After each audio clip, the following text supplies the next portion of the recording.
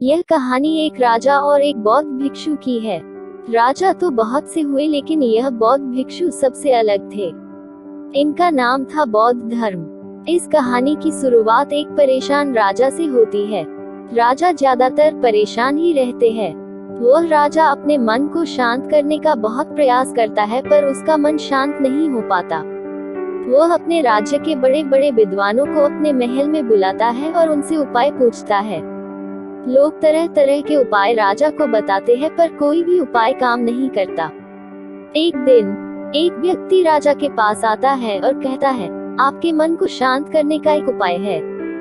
राजा उस व्यक्ति की बात सुनकर बहुत खुश हो जाता है और उस व्यक्ति से कहता है, यदि तुमने ऐसा कर दिया तो मैं तुम्हें उतना धन दूंगा जितना तुम मुझसे मांगोगे। वह व्यक्ति राजा से कहता है, आपका मन में तो शांत नहीं कर सकता पर एक सन्यासी है जो आपका मन शांत कर सकता है। वह कोई आम सन्यासी नहीं, वह एक पहुंचा हुआ सन्यासी है। आप उससे एक बार अवश्य मिले, वह आपकी समस्या का समाधान अवश्य कर देगा। राजा उस व्यक्ति से कहते हैं, कहाँ मिलेगा मुझे यह सन्यासी? वह व्यक्ति राजा से कहता है, यहाँ से कुछ दूर जंगल में उसकी एक छोटी सी कुटिया है। राजा अपने कुछ सैनिकों के साथ उस सन्यासी के पास पहुंचता है और बौद्ध धर्म से कहता है, मैंने सुना है आप बहुत पहुंचे हुए सन्यासी हैं। बौद्ध धर्म राजा को अनदेखा सा कर देते हैं। राजा सोचता है कि शायद बौद्ध धर्म ने मुझे सुना नहीं। राजा फिर कहता है, मैंने सुना है आप बहुत पहुंचे हुए सन्यासी हैं। क्या आप मेरे समस्या का समाधान कर सकते हैं? बौद्ध धर्म राजा का कोई भी प्रश्न का उत्तर नहीं देता। राजा मन ही मन सोचता है कि बौद्ध धर्म उसे कोई उत्तर क्यों नहीं दे रहे हैं। राजा मुद्दे की बात पर आता है। राजा बौद्ध धर्म से पूछता है, क्या आप मेरे मन को शांत कर सकते हैं?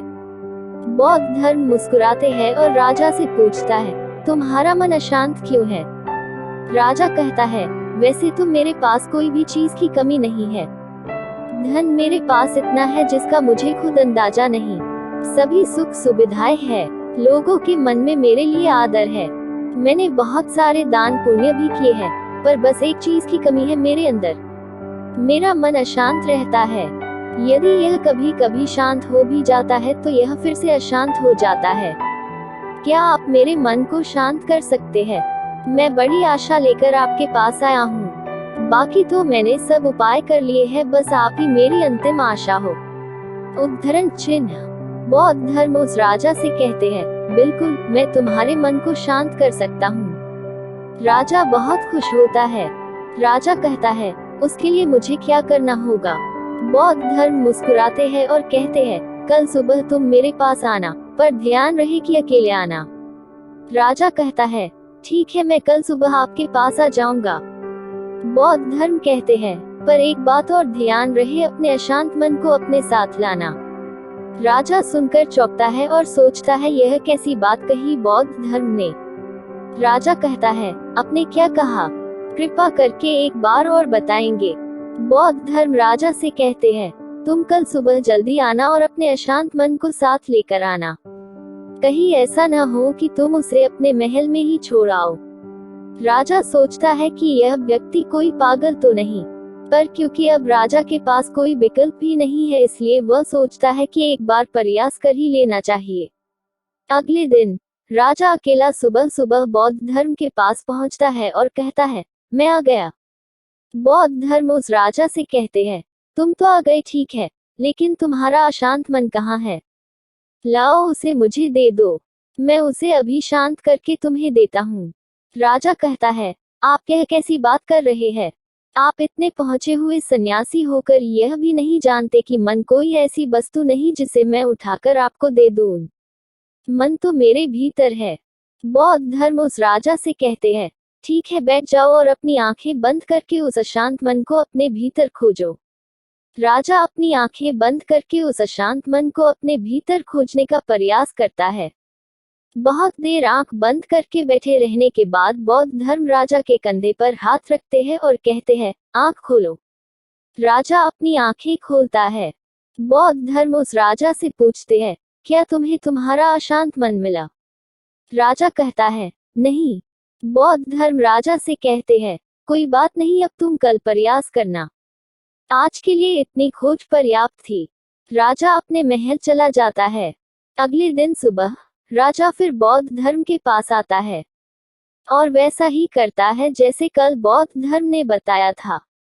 राजा बैठ जाता है और अपनी आंखें बंद कर लेता है और अपने उस अशांत मन को अपने भीतर ढूंढने का प्रयास करता है।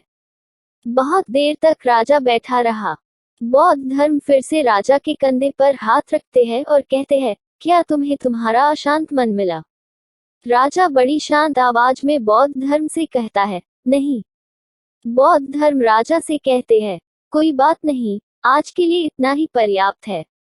अब तुम कल आना। अगले दिन सुबह राजा फिर बौद्ध धर्म के पास आया और वैसा ही करता है जैसे पूरे 2 दिन से कर रहा था।